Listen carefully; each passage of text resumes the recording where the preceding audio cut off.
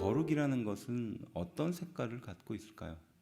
그러면 가장 먼저 생각나는 것이 흰색일 겁니다. 그렇겠죠? 깨끗하게 아무 어떤 것에도 오염되지 않은 희고 깨끗한 것이 거룩한 것이다라고 생각할 수 있습니다. 그런데 이런 거룩이 단순하게 윤리적으로 깨끗하게 아니면 문제없이 잘 사는 것을 거룩이라고 본다면 아마 세상에 거룩한 사람은 없을 것입니다. 저를 포함해서 그 어떠한 사람도 깨끗하고 흠없고 아무런 문제 없는 그런 사람은 없을 것이라는 거죠. 거룩하다라는 것의 반대말은 부정하다라는 뜻이죠. 부정하다. 네, 부정하다라는 것은 앞서도 말했듯이 어떤 흠이나 어떤 점 이런 것들을 말하는 것입니다. 훼손되는 거예요.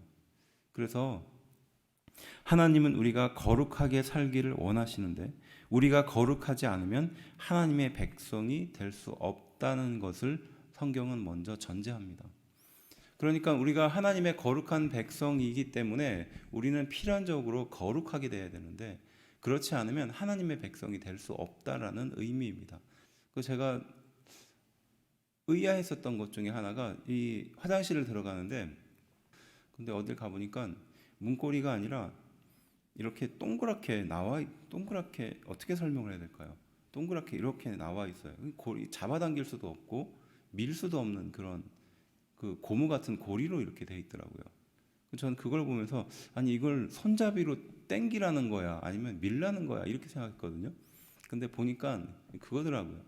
손을 씻고 화장실 갔다 손을 씻고 깨끗한 손으로 나가야 되는데 손을 밀거나 손을 당기면은 그 문에 지저분한 것이 손에 묻잖아요.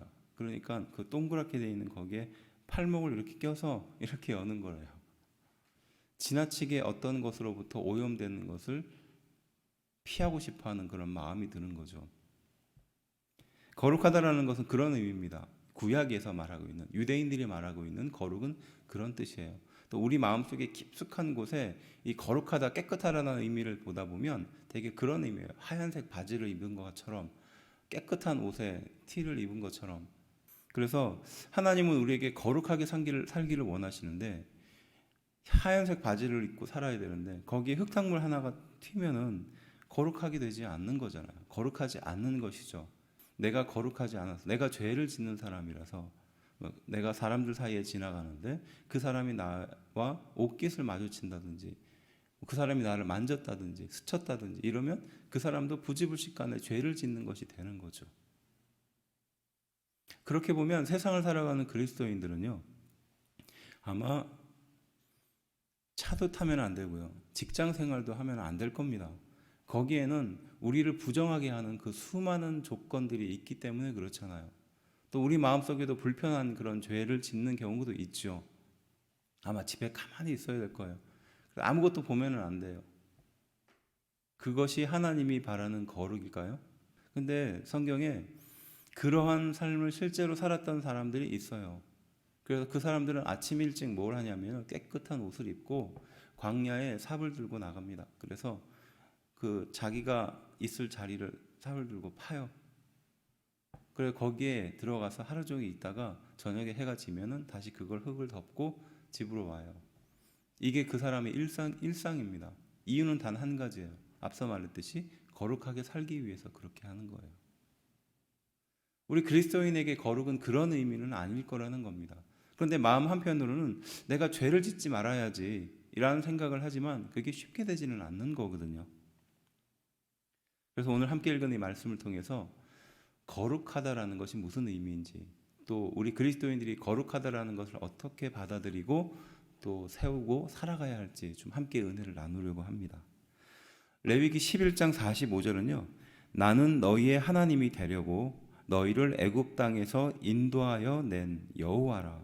내가 거룩하니 너희도 거룩할지어다 라고 말합니다. 하나님이 우리의 하나님이 되기 위해서 우리를 애굽 땅에서 이끌어내 주셨고 곧 그 하나님이 우리에게 명령하시는 것이에요. 내가 거룩하니까 하나님이 내가 거룩하니까 너희도 거룩해라 라고 말하는 겁니다. 이것이 거룩에 대한 요약된 문장이에요. 이 말씀을 보면요 하나님께서 우리에게 하나님의 거룩한 백성이 되기 위해서 이 거룩이라는 것을 우리에게 주셨다라는 의미입니다. 하나님이 우리의 하나님이 되기 위해서 애굽에서부터 우리를 꺼내 주셨고, 그리고 내가 곧 거룩하니까, 하나님이 내가 거룩하니까 너희도 거룩하라라고 명령하시는 장면이에요. 그러니까 우리가 선택을 하거나 우리가 부담을 느끼거나 어떤 그것을 소위 말해서 윤리적인 개념으로 생각할 정도의 수준이 아니라 하나님께서는 우리를 향하여 거룩이라는 것을 명령하고 계신다는 거예요. 함께 읽은 본문을 어떻게 말하고 있느냐? 13절부터 먼저 15절까지 한번 읽어보겠습니다. 13절부터 15절 시작. 그러므로 너희 마음에 허리를 동이고 근신하여 예수 그리스도께서 나타나실 때에 너희에게 가져다 주실 은혜를 온전히 바랄지어다. 너희가 순종하는 자식처럼 전에 알지 못할 때에 따르던 너희 사역을 본받지 말고 오직 너희를 부르신 너희도 모든 행실에 거룩한 자가 되라 라고 말합니다. 하나님께서 우리를 부르는 목적에 대해서 말하면서 너희는 거룩한 자가 되라, 모든 행실에 거룩한 자가 되라 라고 말하죠. 여기에서 끝이 났으면 아마 윤리적인 수준에서 우리에게 거룩하게 살아라 라는 정도의 수준이었을 겁니다. 그런데 16절인데 기록되었으되 내가 거룩하니 너희도 거룩할지어다 하셨느니라. 아멘. 레위기 11장 45절에 내가 거룩하니 너희도 거룩할지어다 라고 말했죠. 이 말씀을 지금 똑같이 읽은 본문이 그대로 반복해서 말하고 있어요. 이 본문이 등장하게 된 배경이 바로 레위기 11장 45절 말씀이라는 거죠. 그것이 첫 번째 우리에게 주는 교훈이 있는데 무엇이냐? 거룩하다라는 것은 담는다라는 의미입니다. 거룩이다라는 것이 윤리적인 의미거나 깨끗한 것을 하기 위해서 이렇게 모든 것을 부정한 것을 멀리하는 그런 의미보다는 거룩한 것은 닮아가기 위한 노력이라는 거예요. 누구를 닮아가는가? 하나님의 모습을 닮아가기 위한 겁니다. 앞서 읽었듯이 내가 너희의 하나님이 되기 위해서 너희에게 거룩을 명령하고 거룩을 요구하고 있다는 것이에요. 그리고 그 목적은 단 한 가지라는 거죠. 하나님을 닮아가기 위해서라는 것입니다. 그러니까 우리의 모습이 하나님을 닮아가기 위해서 거룩한 삶을 사는 것이라는 겁니다. 깨끗하기 위해서, 내 안에 부정적인 것을 없애기 위해서, 100% 완벽한 것을 위해서 하나님께서 우리에게 거룩을 명령하는 것이 아니라 하나님을 닮아가기 위해서 거룩을 명령하셨다는 것이죠. 마음의 허리를 동이고 근신하고 은혜를 온전히 바라며 사역을 본받지 말며 모든 행실에 거룩하게 살아야 한다라고 함께 읽은 본문은 우리에게 교훈합니다. 이것을 통해서 우리가 하나님께 나아가는 것이기도 하죠. 깨끗한 상태로 하나님께 나아가야 된다라는 이런 생각을 하게 된다면 아마 우리는 교회 들어오기 전에 아마 교회 문 입구에다가 깨끗하게 하기 위해서 무엇인가 장치를 만들었어야 될 거예요. 하지만 그렇지 않다는 것을 우리는 이 말씀을 통해서 알아야 되는 것이죠. 거룩이라는 것은요, 우리가 하나님을 닮아가기 위한 노력이라는 겁니다.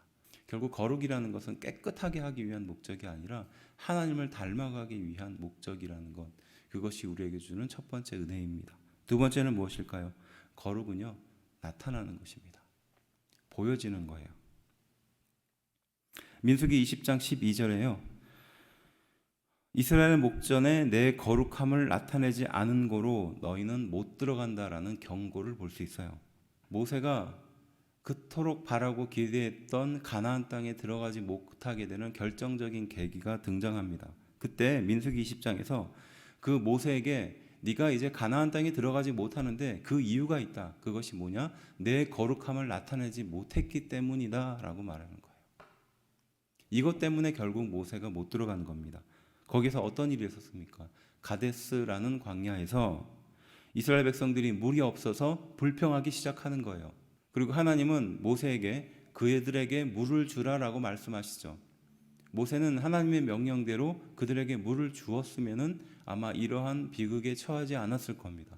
하지만 모세는 그 이스라엘 사람들 앞에서 화를 내고 결국 이 화가 하나님 보시기에 어떤 것인지 평가하는데 그 평가가 바로 앞서 말했듯이 내 거룩함을 나타내지 않았다는 겁니다. 당연히 불평을 하고 물이 없어서 불평을 했었던 이스라엘 백성들이 잘못이냐라는 거죠. 물론 그들의 잘못과 믿음 없음도 잘못입니다. 하지만 더 중요한 것이 등장하는 거예요. 그들의 잘못에 대해서, 그들이 반복되는 잘못에 대해서. 왜냐하면 이 지점에서 일어난 일이 과거에도 똑같이 이 지점에서 있었었거든요. 작년에, 아니면 과거에 여기 왔었는데 또 한 번 이런 죄를 저지르는구나, 이런 마음의 불편함이 생겼겠죠. 그러면서 내가 너희에게 물을 주랴라고 화를 내면서 그 이스라엘 백성들에게 분노를 표출합니다. 20장 12절에 이렇게 평가를 하는데요. 20장 13절에 그것에 대해서 이렇게 말합니다. 여호와께서 그들 중에서 그 거룩함을 나타내셨더라라고 말합니다. 이게 무슨 말이냐면요. 그러한 이스라엘 백성에게 하나님은 물을 주셨다는 거예요. 그리고 하나님은 그렇게 잘못된 분노를 하거나 잘못된 거룩함을 갖고 있었던 그 모세의 행동을 질책하시면서 결국 가나안 땅에 들어가지 못하도록 하셨죠. 바로 그것이 거룩함이라는 거예요. 그러니까 정의로움이죠. 모세라서 특별한 것이 아니라, 지도자라서 특별한 것이 아니라 하나님은 공의를 그 모세에게 보여줬다는 것이에요. 그래서 거룩함을 나타낸다라는 의미는 결국은 문제가 해결되는 것을 말하는 것이기도 하고 공의를 나타내는 것이기도 하다는 것이죠. 그래서 이 두 번째 거룩의 의미는, 거룩은 나타낸다는 것이에요. 보여준다는 것입니다. 드러낸다는 것이에요. 그리고 마지막 세 번째 거룩의 의미는 무엇이냐? 거룩은 예수님을 의지하는 것입니다. 18절부터 19절 말씀인데요. 시작. 너희가 알거니와 너희 조상이 물려준 헛된 행실에서 대속함을 받은 것은 은이나 금같이 없어질 것으로 된 것이 아니요 오직 흠없고 점 없는 어린 양 같은 그리스도의 보배로운 피로 된 것이니라 라고 말합니다. 세 번째 우리에게 주시는 거룩의 의미는요, 거룩은 예수님을 의지하는 것이다 라는 것입니다. 예수 그리스도의 피를 의지하는 것이다 라는 것이에요. 앞서 말했던 거룩은 우리가 도저히 다다를 수 없는 그런 기준이었습니다. 거룩하고 흠없이 살아가는 것은 너희가 그토록 집착하고 그렇게 노력하는 것이 아니다라고 먼저 18절은 우리에게 교훈하는 것이에요. 그래서 그것을 너희가 알거니와 너희 조상이 물려준 헛된 행실이라고 표현하는 겁니다. 깨끗하려고 노력하고 흠없으려고 노력하는 헛된 행실의 대속함이라고 말하죠. 그러니까 과거에 너희의 조상들은 깨끗한 것에 대해서, 거룩한 것에 대해서 잘못 알고 있었다는 것입니다. 은이나 금같이 없어질 것으로 된 것이 아니라는 겁니다. 그리고 19절에 오직 흠없고 점없는 어린 양 같은 그리스도의 보배로운 피로 된 것이다는 것이에요. 헛된 행실이나 기타 여러 가지 어떤 행동이나 그런 것으로 우리가 거룩하게 되는 것이 아니라, 그것을 하지 않아서 거룩하게 되는 것이 아니라 예수 그리스도의 피로 우리가 거룩하게 되었다라고 교훈하고 있는 줄로 믿습니다. 너희를 죽은 자 가운데서 살리셨고 내게 영광을 주실 하나님은 그리스도를 통해서 믿게 되는 겁니다. 믿음과 소망이 하나님께 있다라고 그 이후에 이어지는 구절은 교훈하고 있습니다. 결국은요, 세 번째 우리에게 주시는 거룩의 교훈은, 거룩하다라는 것은 예수님을 의지하는 것을 말하는 것입니다. 정리하면요, 첫 번째는 거룩한 것은 닮아가는 것이죠. 그래서 우리 하나님을 닮아가기 위해서 노력하는 것입니다. 그리고 두 번째는 거룩한 것은 나타내는 것이에요. 감춰진 것이 아니고 드러나는 것입니다. 이러한 것들을 할 수 있게 하는 것은 예수님을 통해서 가능하다라고 교훈하는 겁니다. 결국 우리에게 주시는 이 거룩이라는 개념은요, 우리가 생각하는 것과는 좀 다른 것입니다. 왜냐하면 내가 깨끗하게 살고 거룩하게 살고 흠없이 점없이 살면 그것이 하나님 보시기에 깨끗하고 거룩한 것이라고 생각할 수 있죠. 하지만 그것으로는 완벽하지 않다는 것입니다. 우리 인생에 무엇인가 완벽하게 뭔가를 해보겠다라는 것은 사실 거룩한 것이 아니라는 거죠. 또 우리는 그렇게 할 수도 없다는 것을 말하는 겁니다. 거룩한 것은 하나님을 닮아가는 것이고 우리는 하나님의 거룩한 백성이기 때문에 거룩하게 살아야 한다라고 명령하십니다. 그리고 그러한 거룩은 숨겨지는 것이 아니고 나타나고 드러나는 것이다. 주변에 영향을 미치는 것이다 라고 말하며, 이러한 거룩한 삶을 살 수 있는 것은 예수님이 아니고서는, 예수 그리스도의 피가 아니고서는 안 된다라고 교훈하고 있다는 것이죠. 거룩함이 드러나기 위해서 우리는 무엇을 해야 할까요? 이 질문에 대한 답은 예수 그리스도의 피를 의지하는 것입니다.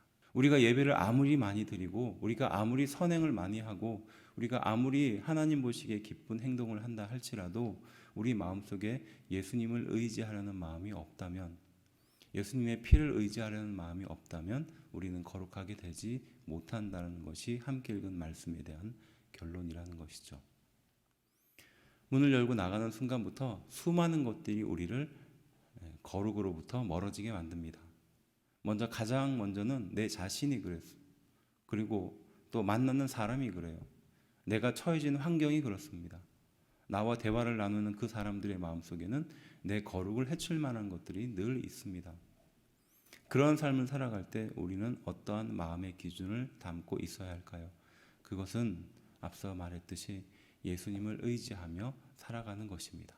그렇게 예수님을 닮아가고 예수님이 기뻐하는 그 모습대로 살아가는 것입니다.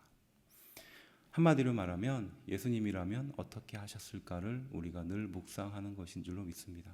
예수님이라면 내가 삶의 현장에서 그 어려운 문제에 부딪혔을 때 어떻게 행동하셨을까요? 어떻게 말씀하셨을까요? 네, 그렇게 사는 것이 거룩한 삶인 줄로 믿습니다. 결국은 이 거룩이라는 것은 남들 보기에 거룩한 것이 아니라 또 남들 보기에 어떤 영향력이 아니라 내 안에 어떠한 것을 붙드느냐가 결국 우리의 거룩함을 보여주는 것이라는 것입니다. 우리의 중심에 깨끗하고 순수한 삶이 아니라 예수님을 붙들겠다라는 마음이 다시 한번 있게 되기를 주의 이름으로 축원합니다.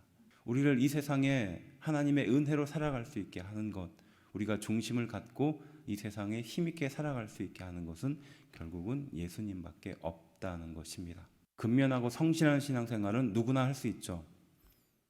자신의 성향이 근면하고 성실하다면 그렇게 살아갈 수 있어요. 또 그 신앙생활도 근면하고 성실한 것처럼 보일 수 있습니다. 또 소위 말해서 거룩한 신앙생활처럼 보일 수 있어요.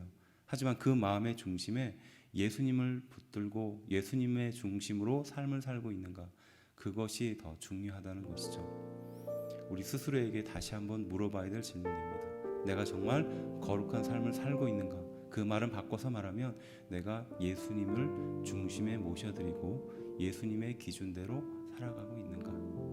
오늘 이 귀한 하루 예수님을 마음의 중심에 모셔드리고 그분의 뜻대로 살아가는 우리가 되기를 주의 이름으로 축원합니다.